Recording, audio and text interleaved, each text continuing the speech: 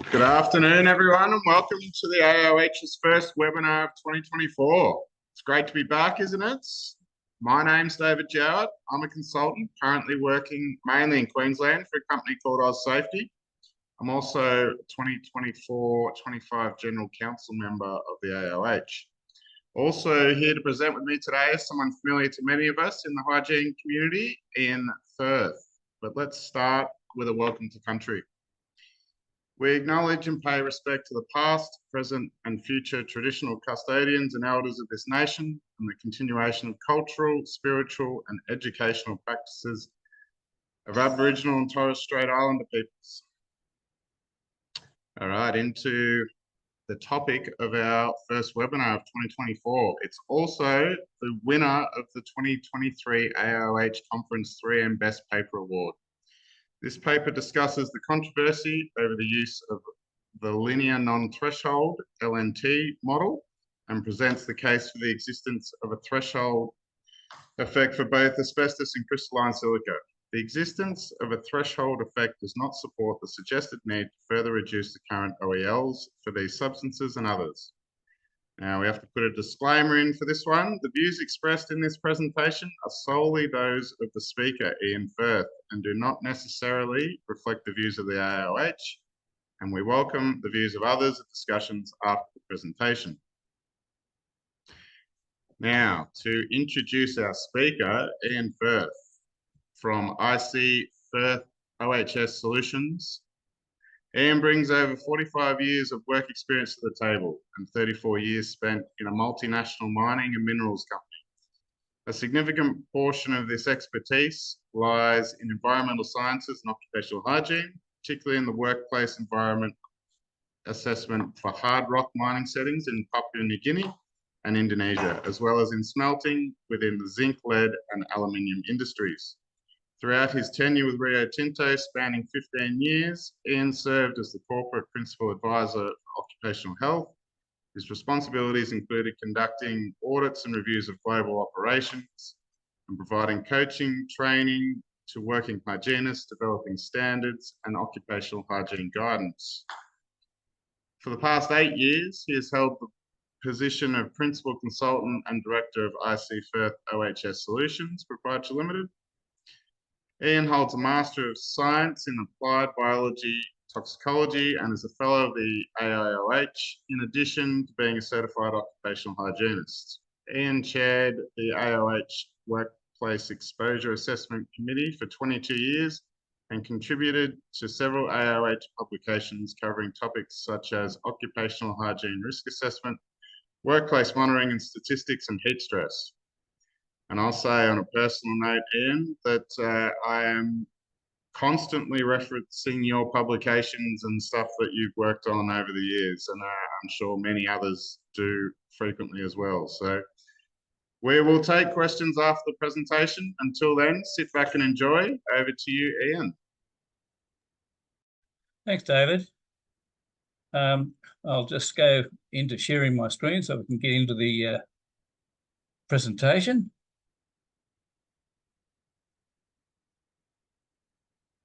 And I'm hoping you can all see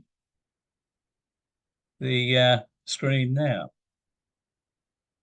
Okay, when I first was informed that I'd won the paper, the 3M award for the best conference paper, I was somewhat surprised because I didn't think I'd get to that point.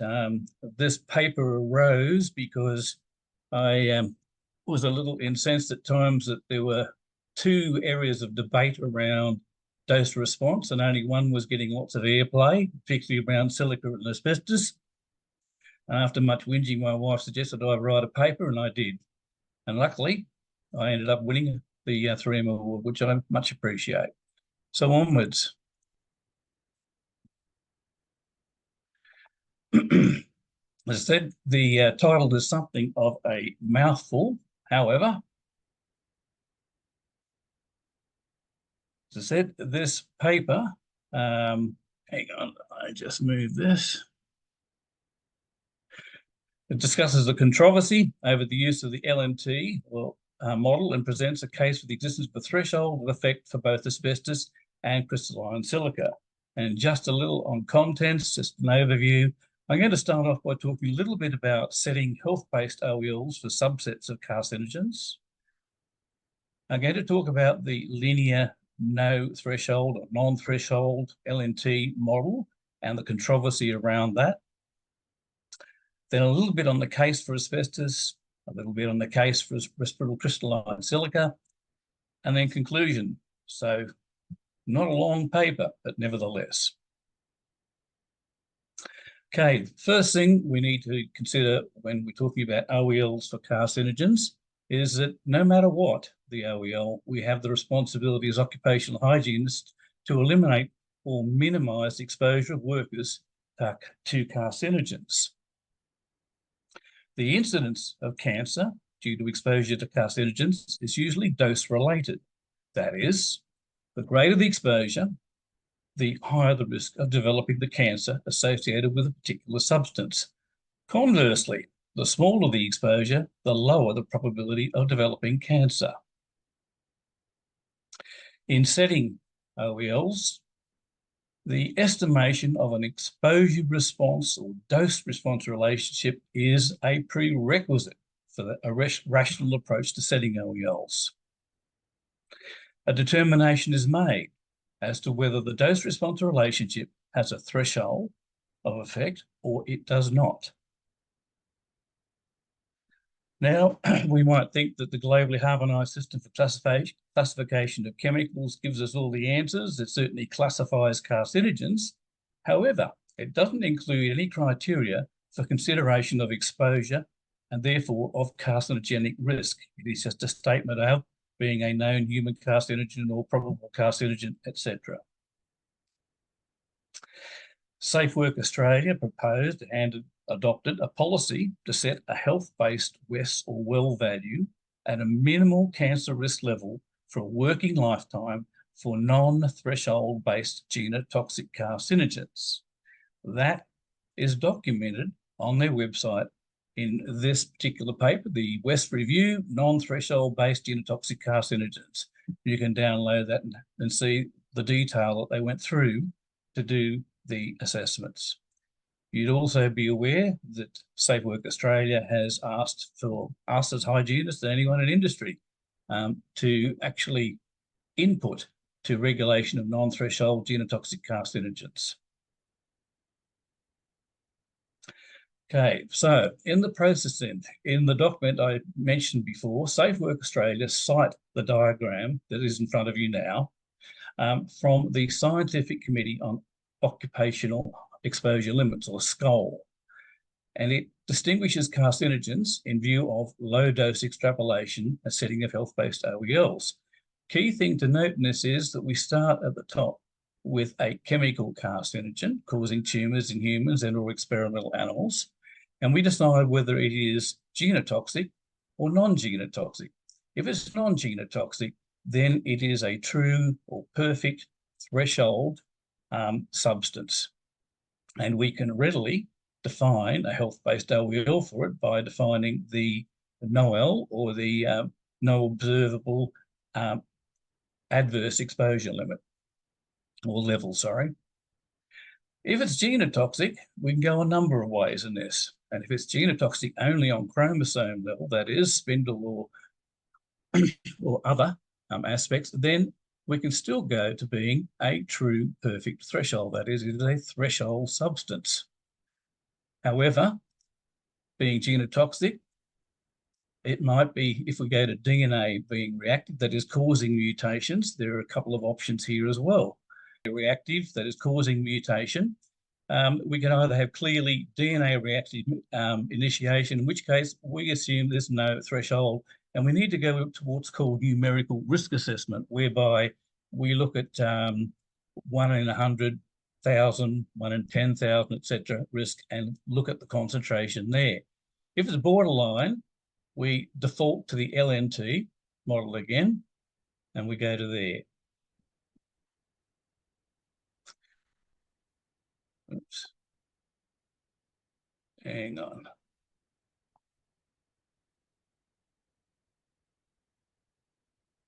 Okay. Often the epidemiological or toxicological data used to derive a dose response curve involves levels of exposure far higher than those of regulatory interest. The resultant issues of confounding exposures, for example, cigarette smoking or other toxic workplace agents, and low-dose extrapolations are among the most contentious scientific issues in determining a health-based OEL. The figures that you can see in front of you now show stylized dose response curves for the non-threshold based genotoxic linear and the threshold based genotoxic, non-genotoxic threshold carcinogens. The key thing here, the first one here, the linear one, you can see starts at where we are taking measurements at the at high doses area, in this area where there's high cancer risk, and we project straight through to the origin. And this is the derivation of the thought that there is no safe level. If you do the non-threshold linear, then this is where you end up. If it's a threshold, we come to a point whereby there is no effect as the dose reduces. There's another example of it here. And what's interesting in this is what's called the hormetic model. This is came from the radiation field, where there's a suggestion that we have a threshold, and then at the very low levels, there are actually beneficial effects. The other application of this is to things like nutrients such as copper, zinc, and such in the diet. There are harmful levels in the window of life. Then there's levels that are sustainable to health and actually needed for good health. And then if we have too little of it, that can be damaging to health as well. The key thing in all of this is that mechanistic data indicating a non-threshold mechanism as the major carcinogenic mechanism is required to confirm a chemical is a non-threshold based genotoxic carcinogen. So a little bit on the linear no threshold LNT model. This model was originally derived for radiation protection. It is based on the analogy with radiation. The LNT model has become the key mechanistic assumption underlying the assessment of the dose effect of chemical-induced carcinogenicity. So, as we mentioned before, the LNT model basically says that any dose, no matter how low, can lead to induction of mutations which will result in some risk of neoplasia. Now, a bit on the controversy. Pennington and Siegel in 2019 suggest that the LNT model for low-dose radiogenic cancer cannot be scientifically valid. That is, there is a threshold. Calabrese in 2022 suggests that the LNT model has limitations which reveal that its capacity to make low-dose cancer risk predictions is seriously flawed, precluding its use as a reliable model to estimate low-dose cancer risks. Constantini and Bormans in 2019 conclude, based on a large body of empirical data, in addition to theoretical assumptions, it is logical to conclude that if LNT were a biologically valid dose response model, the evolution of life on Earth would not have been possible. And Calabrese in 2022 stated, modern mechanistic repair developments reveal that the historical foundations of LNT were flawed from the start. Nonetheless, they are being carried forward to the present time, principally by environmental health regulatory agencies that decoupled risk assessment policy from a sound evolutionary foundation. And then the fighting words. Calabrese, again, in his cohort said that, and went further to say that the LNT model was made policy based on fraudulent research, manipulation of scientific literature, and scientific misconduct by the US National Academy of Sciences.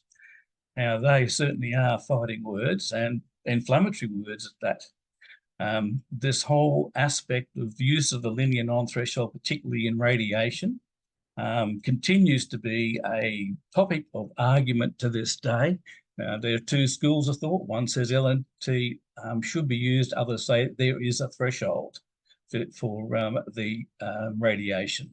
particularly in the low dose radiation area. And that argument continues to this day.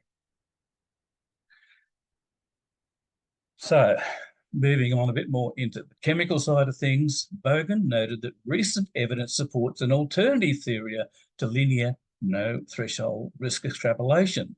And he posits that inflammation generally co-initiates cancer and transiently amplifies activated stem cells. And therefore, it is probable that there is a threshold level for most, perhaps all, carcinogens. Cox suggests that the model of chronic inflammation implies a dose-response threshold for excess cancer risk, in contrast to the traditional LNT assumptions. Kloor et al. Note that there is mounting evidence that indicates there are protective mechanisms that can prevent carcinogenesis at low doses of genotoxic chemicals, leading to non-linear dose response. And Kovitz and Williams concluded that no effect levels exist for both carcinogen-induced precursor effects and neoplasia based on highly informative experimental data, including relevant mechanistic data. They went on to produce a chemokinetics and chemicodynamics of chemical carcinogens, a diagram which will show in a moment. So the point to note here is there's mounting evidence that indicates there are protective mechanisms that can prevent carcinogenesis at low doses of genotoxic chemicals, leading to non-linear dose response. Further, several non-genotoxic mechanisms have demonstrated threshold-shaped dose responses for cancer outcomes. And so there are thresholds at these points. Now, they produced this very detailed diagram to show all the different mechanisms, and we won't go into the detail of these right now. Instead, it demonstrates that there are numerous barriers which can protect against the genotoxicity of DNA-reactive carcinogens. But to summarize, they include limiting the uptake of the carcinogen, enzymatic detoxification, reaction with macromolecules other than DNA, upregulation of adaptation responses, repair of DNA damage, and cellular apoptosis of damaged cells. So we have a point where there are two theories. We have the point that SafeWork Australia have adopted the LNT method to look for a health-based OEL for carcinogenic substances that are cause mutation. So the case for asbestos. The estimation of risk of adverse health effects, for example, mesothelioma and lung cancer, has been determined based on applying LNT exposure response models.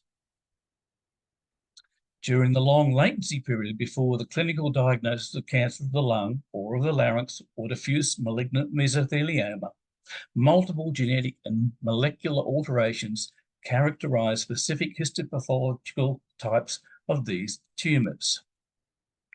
Biochemical studies have confirmed that oxidative damage to cytosine is a plausible biological mechanism leading to epigenetic alterations and development of cancer in association with persistent inflammation. This coming from the IARC documentation. Ilgren and Brown suggest that their review of the relevant animal and human literature supports the concept of a mesothelioma threshold. Cox concludes that combined physiologically based pharmacokinetics at the front end with information-driven two-stage clonal expansion modelling predicts that there are practical thresholds for exposure concentration for both asbestos and respirable crystalline silica.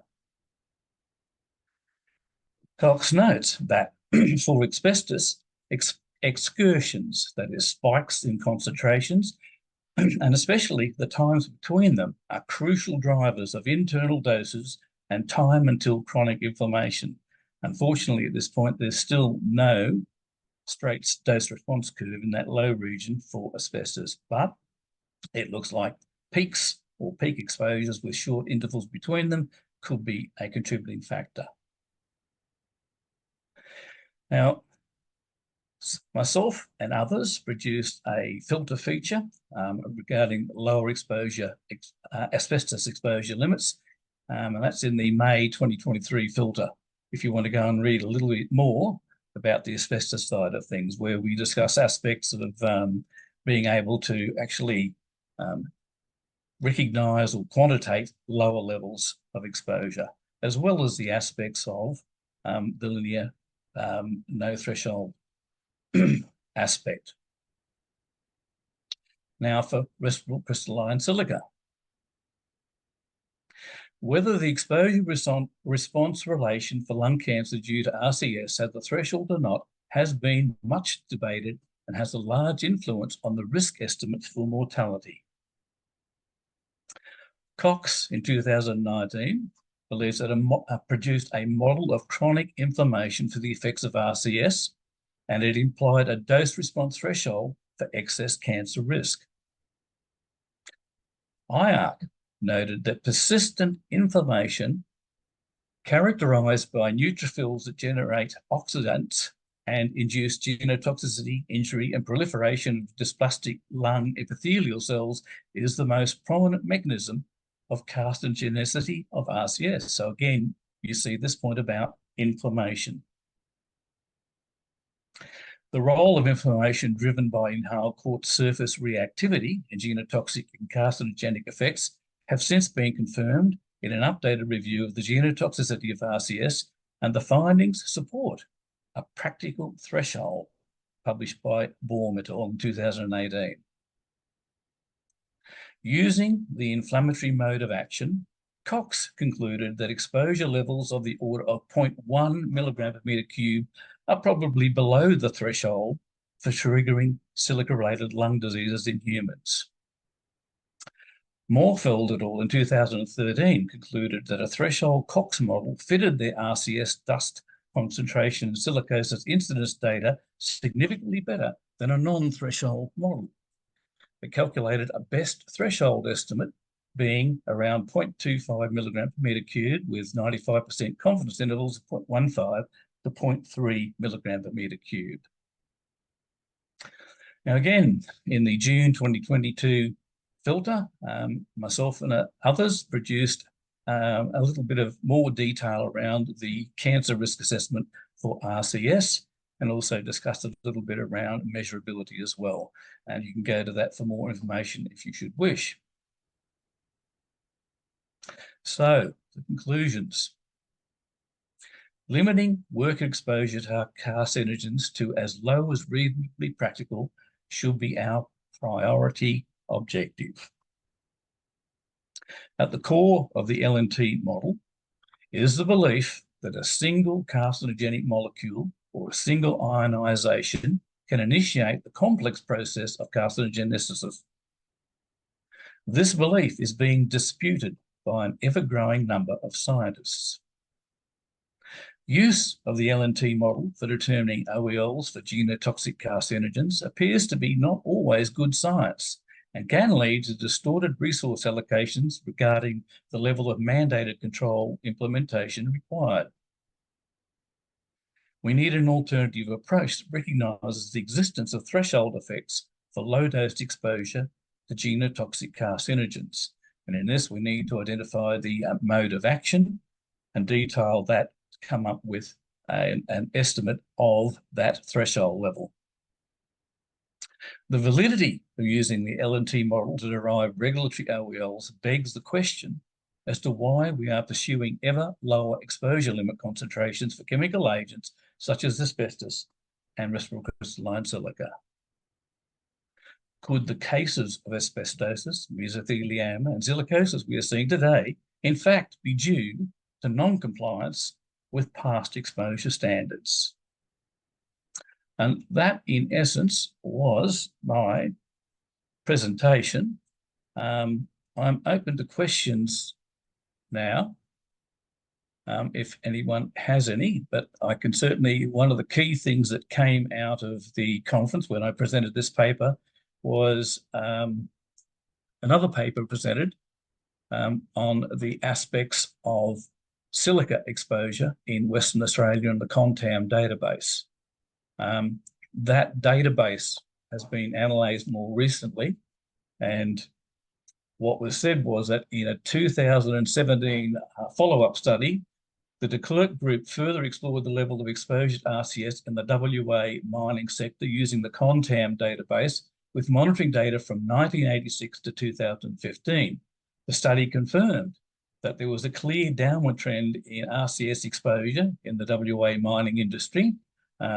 It also supported their previous study and found no compensated cases of silicosis have been observed in Western Australia since the introduction of the occupational exposure standard for RCS in 1974. In other words, we're looking at 0.2, 0.1, and then 0.05 milligram per meter cube limits, and no cases of silicosis with that large database and the controls that were put in place. It was indicated in the data there that there was around 4% exceedances of the OEL of the day.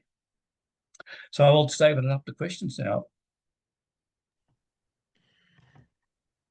Thanks very much, Ian. That's the second time I've sat through that, and the technical language in it doesn't get any easier even the second time around. There's some very big words in there. We've got one question that's come through so far. Thanks, Ian. Very interesting. But how do we overcome the exceedingly common belief in the one fiber theory? I distinctly recall recently when I was grabbing a cuppa at Smoko, the tradies talking to an apprentice and between puffs of his cigarette saying, if you've ever breathed in a single asbestos fiber, you are effed, mate. Yes, that one comes up commonly, and I believe there's certainly, if you go through the literature, it has been very much disproven.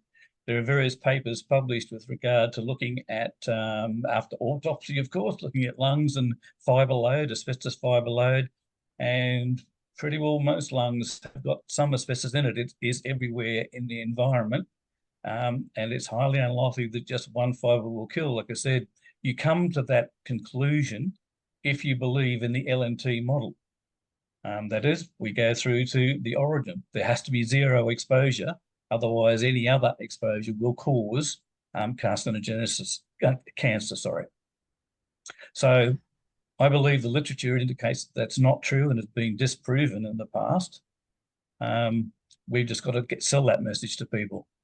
I think if you read the news, the ABC News had some interesting information. I think Jeremy just put out our president just put out an article on the asbestos in mulch that's around in Sydney currently.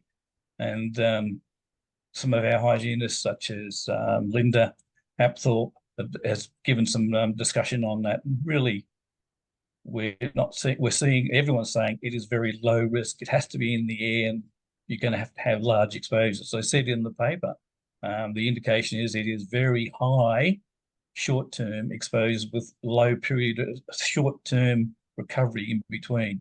That's probably related with the cancer. And certainly when you're talking about Wittenoom, where a lot of the cancers came from, and mesothelioma in Australia, we are talking clouds of dust you couldn't even see through. Yeah, I recall seeing some articles about the conditions at the time posted on LinkedIn, and it sounded horrendous, the levels of dust around at that time, that's for sure. We've got another question here. If a threshold for a given agent is in fact non-linear, but actually is below the limit of detection of the current analytical method, do you think it is reasonable to adopt the linear model? Well, generally the linear model going to zero will actually give a much lower value than a threshold value. So that's just a technical point. When we talk about measuring below the detection limit,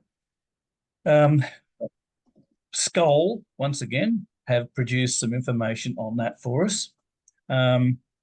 They suggest that if we're going to produce an OEL for any substance, then the OEL should be 10 times the detection limit, essentially. to be able to carry out adequate exposure assessment.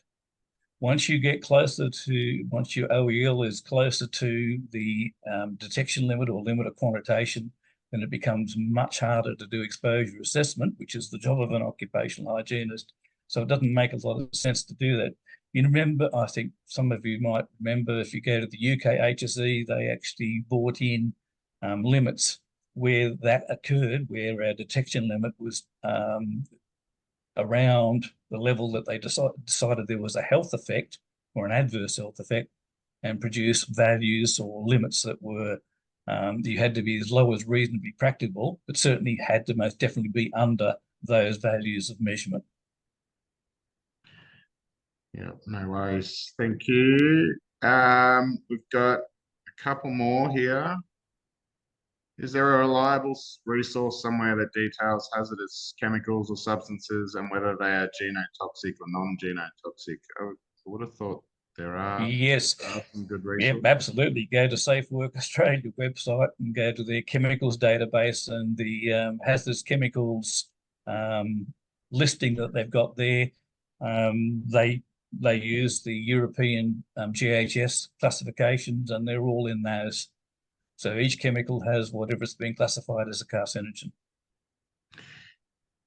How does one establish a threshold level for lung cancer from asbestos exposure when one cannot determine whether lung cancer is caused by smoking or asbestos exposure?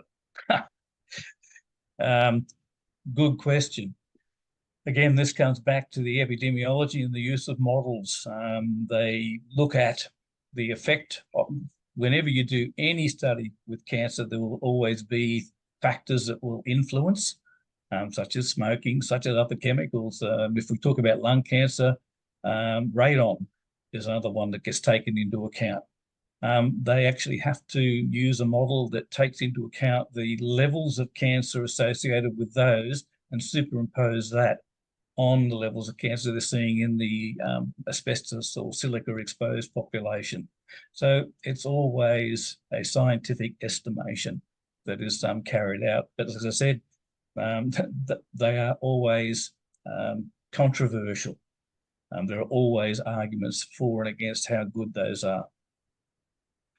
Yes, smoking definitely be a tough one to try and disseminate there. But do you think this is another good reason to not have mandatory OELs, but rather have OELs as guidance levels to be applied by competent people who understand the limitations and are looking at the whole picture of risk management for the exposure, as opposed to just comparing the exposure level against an OEL? One of the reasons we in New Zealand regulatory environment push back against having mandatory OELs. As a personal opinion, I would agree with that. That would be better if they were guidelines and interpreted, because there's a lot to be interpreted when you go around it. For instance, in silica, the aspect of freshly fractured, there's very good evidence there's only that actually causes the silicosis, or is the primary aspect in silicosis. And it comes down to the fact, if you go to the Sahara Desert, where there's lots of silica and lots of windstorms with silica in it, are there lots of cases of cancer? No, there's not. So it requires interpretation, and perhaps we have dug ourselves a bit of a hole by making them mandatory. Yeah, indeed. There's a couple more questions around the reduction in the RCS exposure standard, and whether, I guess, the evidence provided today and then the restriction on analysis methods, that those sort of things feeding into it.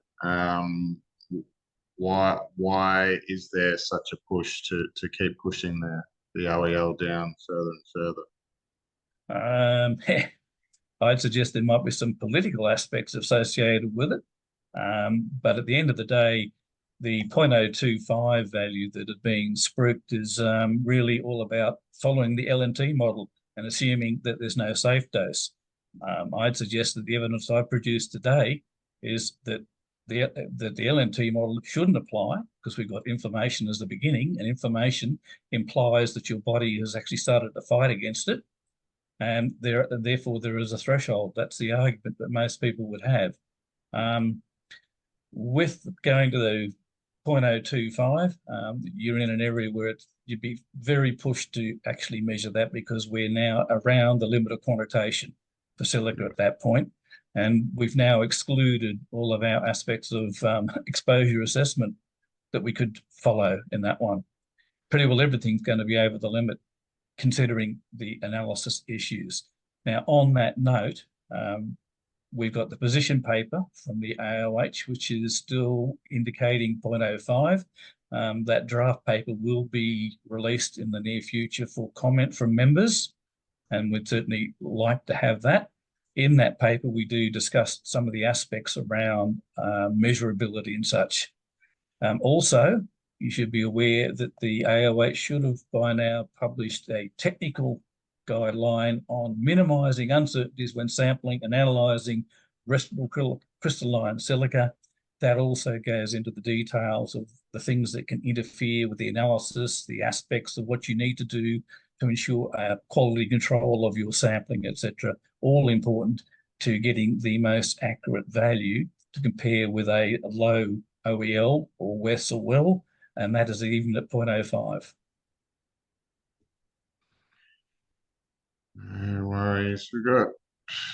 There's a ton of questions coming through, so I'm not sure how much time we actually have to. How much are we sticking around till the hour, Ian? Or are you happy to keep going with these questions? Or Yeah, absolutely. no worries. And if people want to, they can actually email me, and I can answer as well if need be. No worries. Yep, that is an option for everyone as well. Got one from the aviation industry. Hexavalent chromium is a hazard when managing daily. The current WES of 0.05 milligrams per cubic meter. There's a draft to lower it to, I don't even know how many zeros that is, 0.000007 maybe. Very low, almost zero. Possibly not detectable. How does it then ever become possible to prove compliance? Impossible for that one. You can't even measure that. And again, that's another example of using the LNT model to extrapolate down to a low level. As I said, really, we should ban the statement there is no safe level. There likely is a safe level. We just have to determine where that is. With regard to the chromium-6, there's a AIOH position paper been published on that, and goes through the detail of what's measurable and what isn't. And certainly the value 0.000007 is not measurable. I think we went for 0.002, which is measurable. It's consistent with the ACGIH, but it's also consistent with some published papers with regards to there being a threshold value if you don't apply the LNT model. Yep, no worries. Another one around the exposure level or limit of 0.1 fibers per mil for asbestos. There's an estimation that could be around 100,000 fibers per cubic meter. And then an extrapolation of the amount of fibers over 20 years for someone potentially washing asbestos contaminated clothing and whatnot, contracting mesothelioma. So I think that might just be more of a comment rather than a question. Yeah, that one's an interesting one. It's not the washing so much as when the clothing came in, it's always got quite a lot of dust on it. And what people would do, person or the spouse or whoever doing the washing would actually fluck the clothes around a bit to get the excess dust off before putting it in to wash it, and hence the exposure to airborne asbestos fiber. We've got, will low dose CT show more silicosis cases and apply more pressure to lower the exposure standard? People with minor silicosis do not appear to notice they have silicosis. Sorry, what was that one again? So I think there's been some, instead of doing the X-ray, there's low dose CT is or has detected some silicosis cases that aren't being detected via the traditional X-ray. So the question is, will that methodology apply more pressure to lower exposure standards further?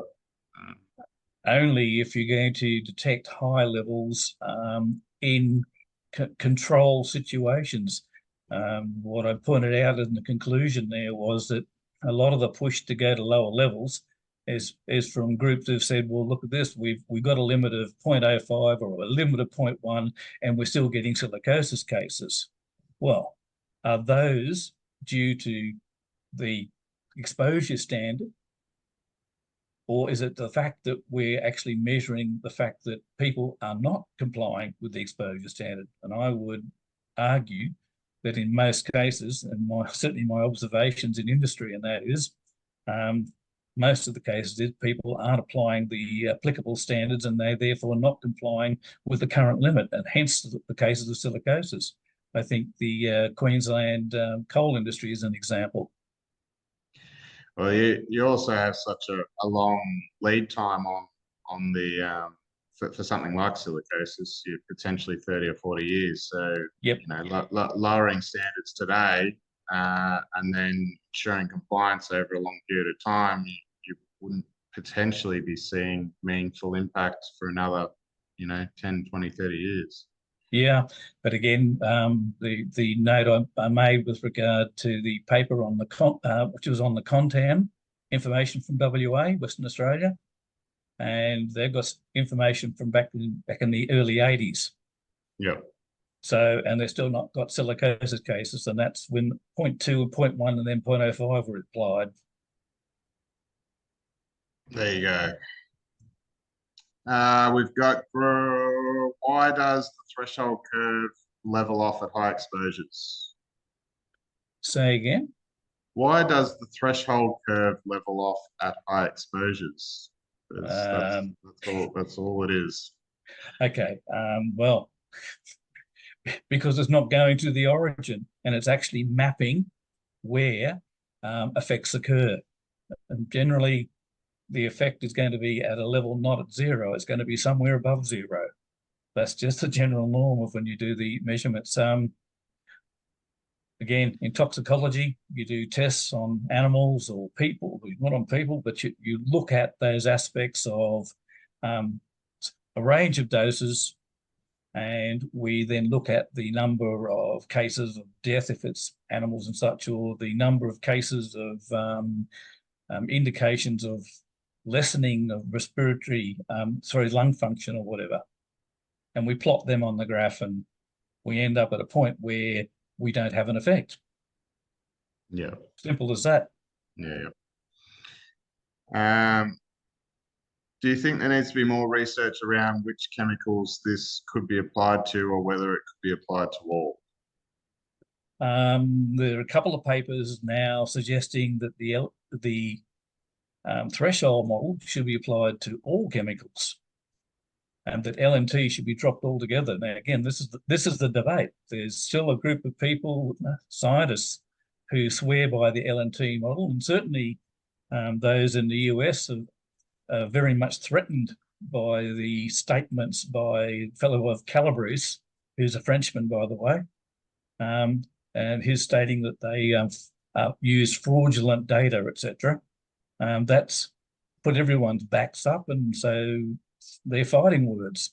So in the US, they're going to defend the LNT model because it's in their legislation, it's in the EPA legislation.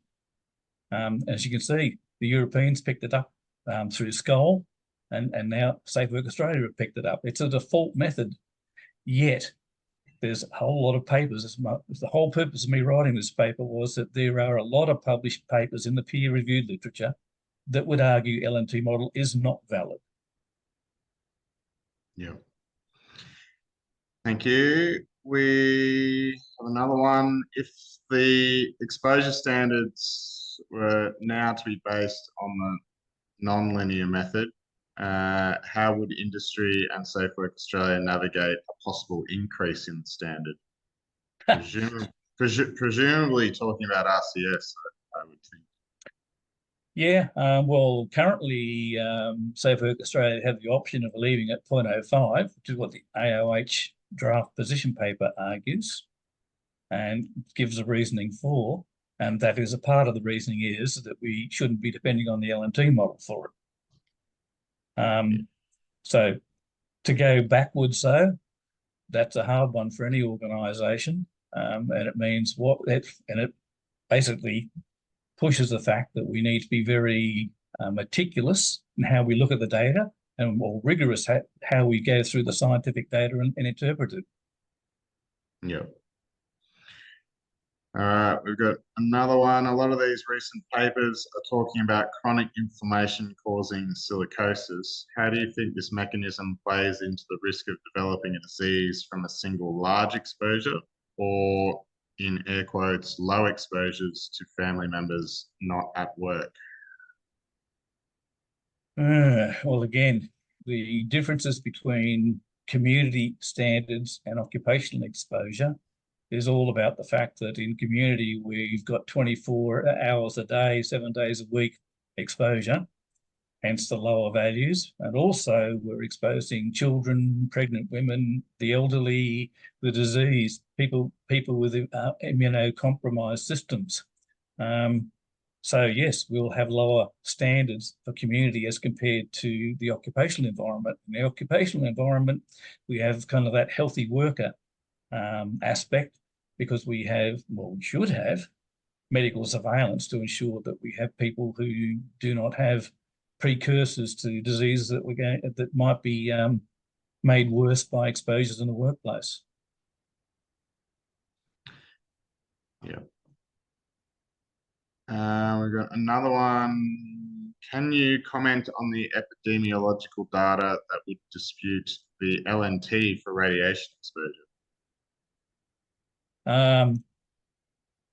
I could comment. Interesting.